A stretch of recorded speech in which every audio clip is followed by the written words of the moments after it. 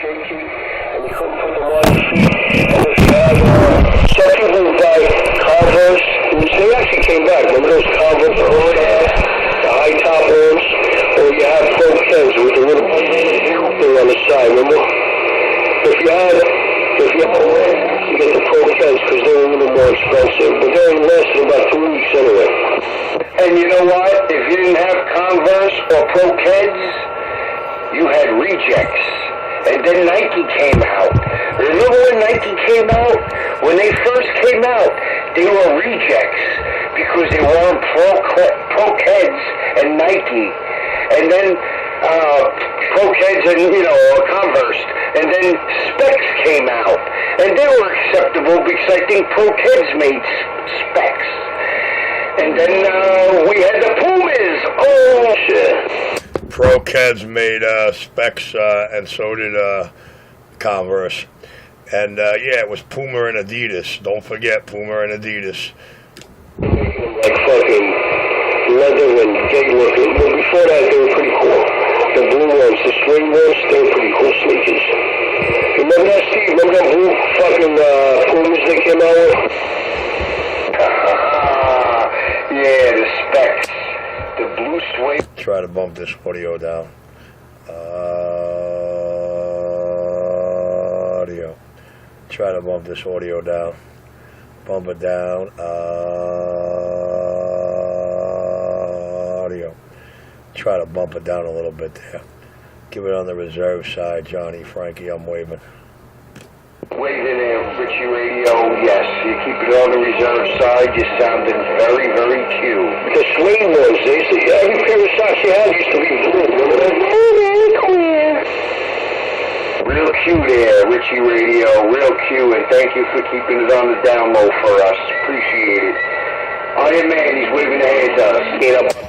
Oh, Frankie, I do appreciate your excellent timing. Let me make sure it's down low.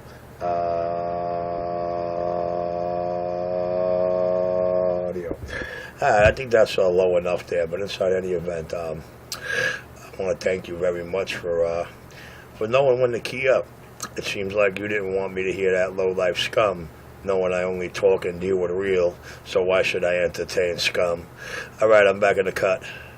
Rages. And just so everybody knows out here, everybody hearing the voice of the Brooklyn Bandit, he loves each and every one of you, even the undesirables, because God has a purpose for all of us. I don't know, that Brooklyn Bandit, I think I called him one day and left a message. He never returned my call. And how long ago was that? Because I'll go get the phone now and take a look. I don't remember, but I've been very, very quite busy. A lot of customers calling. And, I'm a union man working for somebody, but my customers have been ringing off my hook. I definitely called you. Maybe it was 2 weeks ago, maybe it was 3 weeks ago. I left a message. Wow. Well, you know what, Mr. Blue Bandit, my fellow bandit,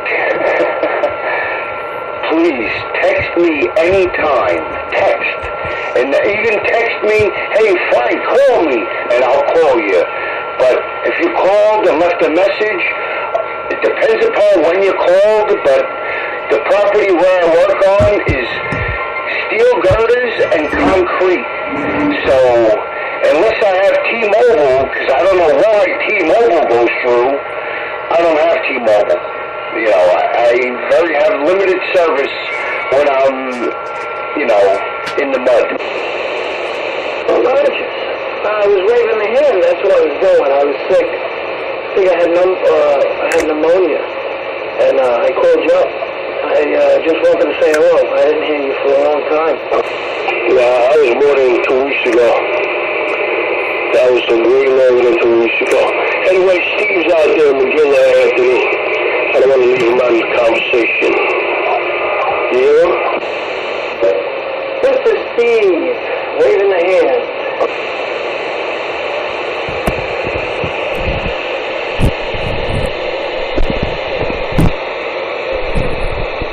Yeah, I figured that's why I don't want to leave you out. I hear you. But I want to jump in there and just acknowledge that you're out there. A lot of people people just, you know, you get caught up in the conversation and you forget who you're talking to or whatever, you know what I mean? Like you and me did the whole friggin' night, right, John? I'm not going to stay on. I'm just, Exactly. Hey, good to hear you anyway. Good to hear you out there, man. Yeah, I get that static fucking shit over there in Staten Island all the time. It starts as soon as the sun goes down. I don't know what it is, atmospheric or some kind of bullshit. Or you get like a fucking 20-pound, 10-pound noise level. It sounds like such a tough guy, huh? Signal, you can't hear nobody. John, you sound like such a fucking tough guy, but you know what? You are. Roger. You know what, Johnny Iron Man sounds like such a fucking tough guy? It's because he is 10-4. Well, I'll tell you what, from the looks of his knuckles, I say he knows how to walk his walk to back his talk. Yeah, Rich, and you know that because you eyeballed him. Exactly. Yeah, he does not look like he cares about his pretty face at all. Whereas, I care about my pretty face, and you know what? I'll give you the first swing, but after I block that one, you better watch it. Frankie, it ain't about the pretty face when one of these wannabe wankster gangsters from behind your radio come at you.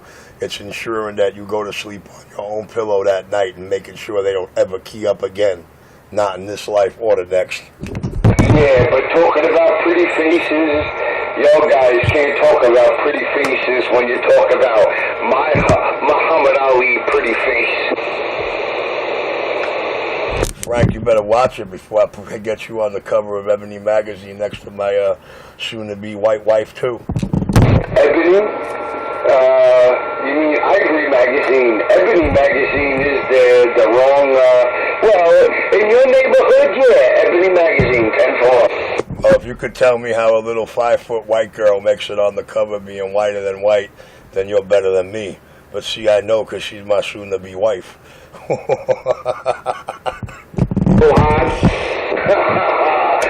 Rich, not for nothing. From your 20 to my 20, all I can tell you is it's 45 minutes begging to see one Latino because it's black to freaking Jew to, you know, Latino in my neighborhood, you know what I mean? Well, you know, in our world, in our industry, we're not with the nice, bright up, you know what I'm saying? You gotta be hood. When you got what we got strapped to our backs, you're all hood, all brawl, and all street. Boy, have a good night, bro. Latinos bang your mother in the ass. Man, yeah, I'll hook up with you tomorrow. We'll talk a little more. And, yeah, we gotta figure out a spot to hang out on the weekends one night. Definitely, we'll talk about it more tomorrow. Take it easy, Frankie, and, Richie, 73 out of here, man. Take care. I'm going. 73's waving that hand there, Big John. What a racist cocksucker. Hey, Richie, you know, not for nothing. Yeah, I think somebody might be right out here about Brooklyn Bandit being a racist. I was mentioning to my boys, maybe I'm a racist by association. Yeah, because a lot of my boys like to do the SP word and the N word. But my radio right here says NB, and then there's a space, and then ANL. So it's no blacks, and then the other side says N Latinos.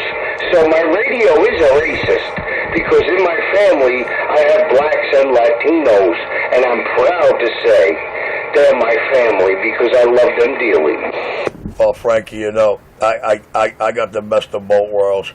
In my world, when you refer to me as two numbers and two letters. The numbers being 1, 2, and the letters being NV. I got to go. And then you know what else, Rich? As a grandson of a World War II veteran winner, a winner of World War II, I gotta say, in some aspect, I may be racist, because let's consider the Latinos, okay? Every Latino, to me, is awesome. But there's something wrong with Puerto Ricans and Dominicans. they're louder than any African American in any movie theater that you want to fucking watch the movie. They are the loudest. They like think that we're here to hear them and fucking spread their fucking ass cheeks in front of us that we gotta smell their farts. I mean, really. Mexicans, the Mexican border. Yeah, the Mexican border's a problem. But the Mexican people are the closest thing to freaking Americans. They're quiet, you know, they want to, if they can speak English, they speak English, you know. Colombians, they come here, they want to be Americanized, they want to assimilate as a white guy, you know. But Puerto Ricans and Dominicans that were born here for 2-3 generations are still, they want us to smell their farts. What's up with that? And they hate each other. Well, Frank, you know, I really don't know where to go to that because that's sort of like politics to me. So I'm going to go load this coffee jug and I will be right back. But don't forget, when it comes to me, it's 2 numbers and 2 letters, 1, 2, N and V. Well, you know what?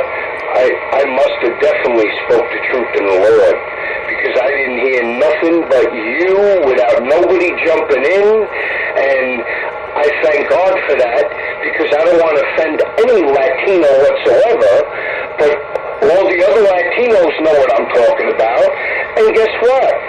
You know, your buddy, your nemesis, said 9 stupid, he's a Puerto Rican. And the other guy is a Dominican, and nobody jumped up and down because they know I'm speaking the truth.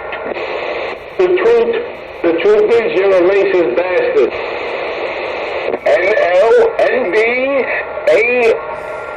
Was that A-N-L? Yeah. What a fucking dyslexic fuck. You know, it's getting late, I can't see. NB, no blacks, and then A-N-L, no Latino. I don't know. There should be a W there. Then that would be okay. Then it wouldn't be so racist, this fucking radio. Oh no, that W is for no W. Bush, please. Yeah, you freaking so far left. You know, you're so close to being a socialist Democrat. Hey, are you gonna, Rich Radio, are you gonna vote for Bernie? Is it Bernie 2016 for you?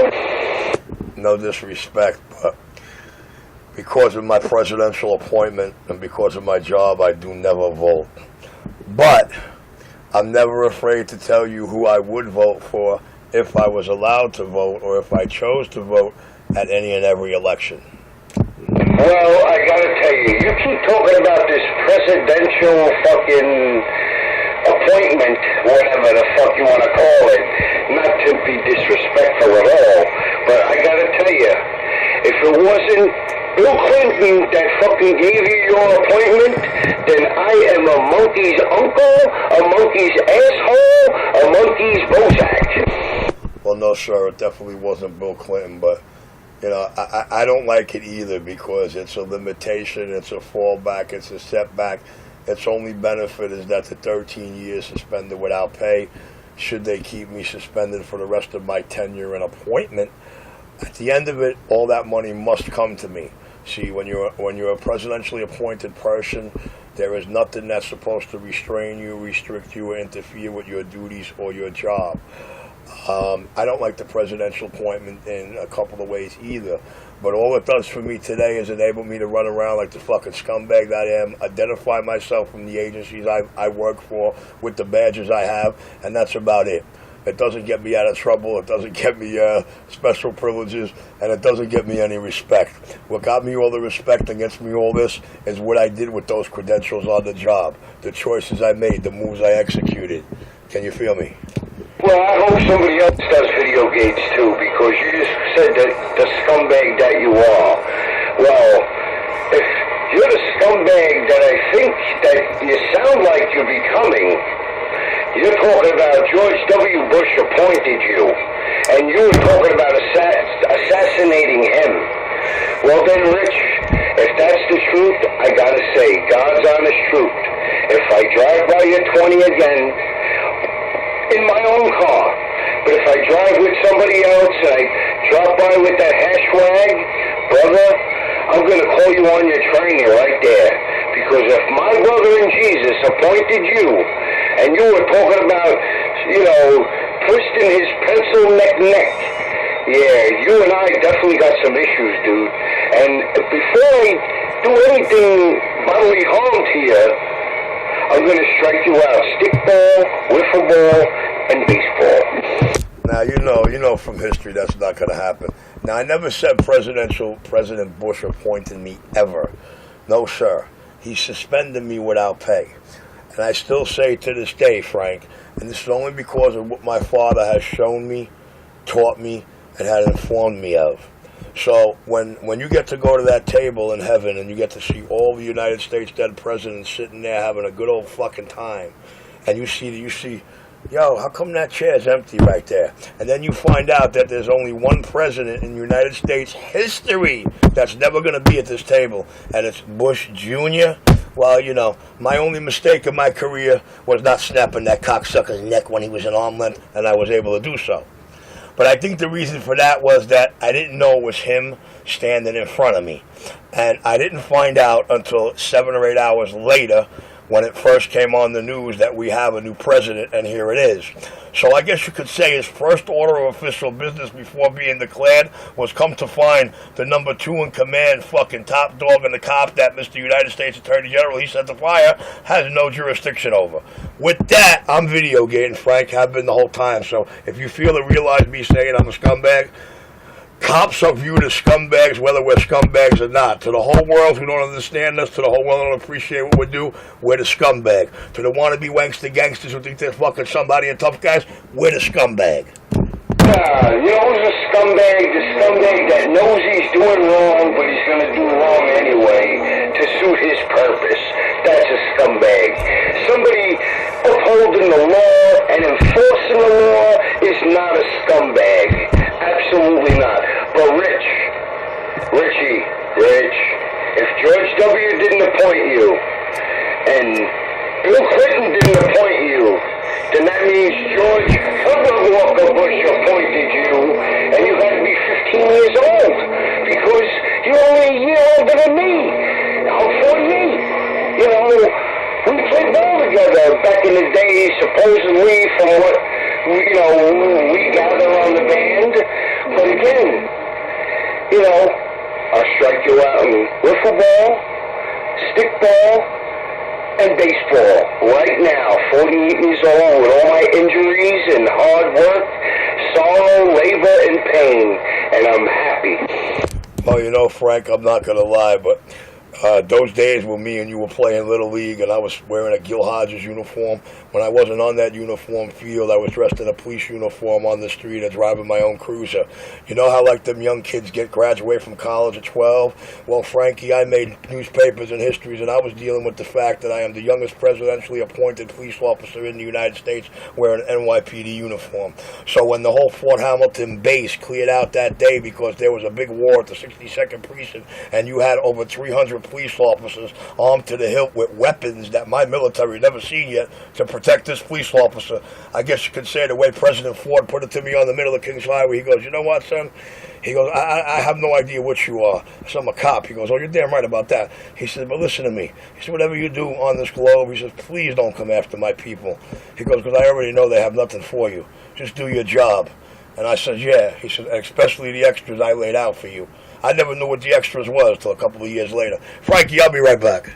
Rogers, well, before you go, not to tease you or make fun of you in any other way, but when I was 8 years old, I was in the Cub Scouts, and we went to the 68th Precinct. They fingerprinted me.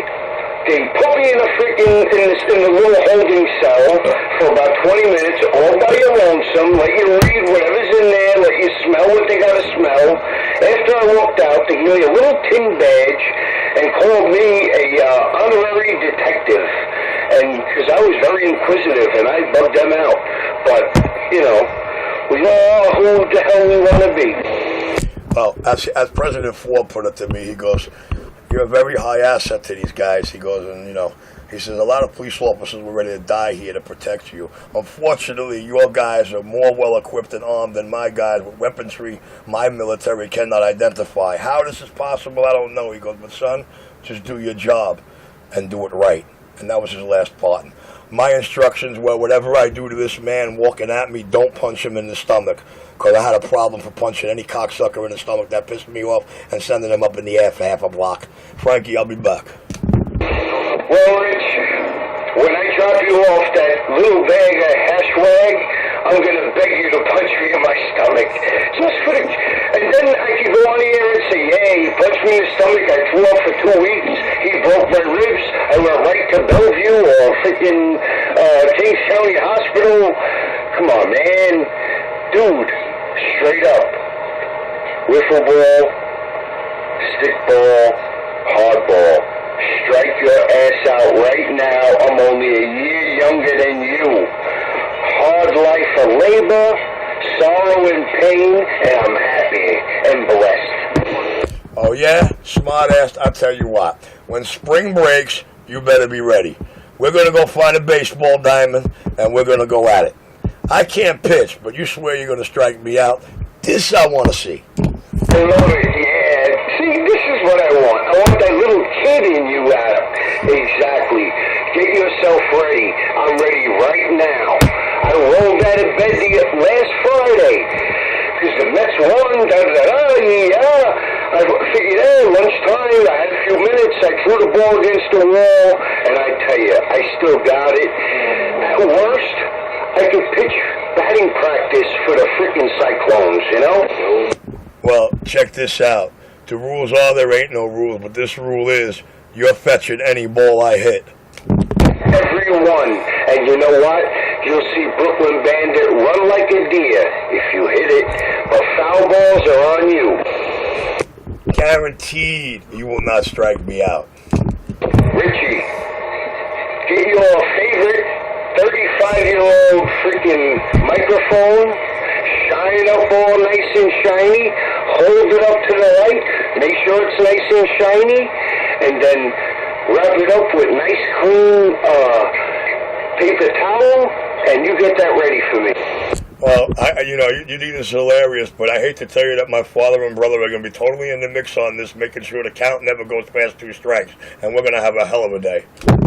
Well, your father and your brother, who is my God and my Savior, keeps my hair as dark as it still is at my ripe old age of 48. And dude, I'm maybe a half a step from 25. Hey, Frankie, you ever figure out why I wasn't allowed to hit that out-of-the-park home run? It had to be an in-the-park one. Did you ever figure out the reason for that, Frankie? Yeah, because the fat bastard in left field couldn't run fast enough to get the ball. Nah. Because then everybody would have pushed up. Besides me being not fucking human, I could do that all day long with my eyes closed. I'm on the side. Yeah, do what you gotta do.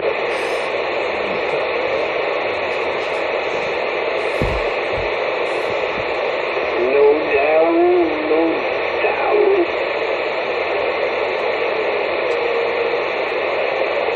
You're not drinking today, bro? I said, remember, you're not drinking. You're not drinking today?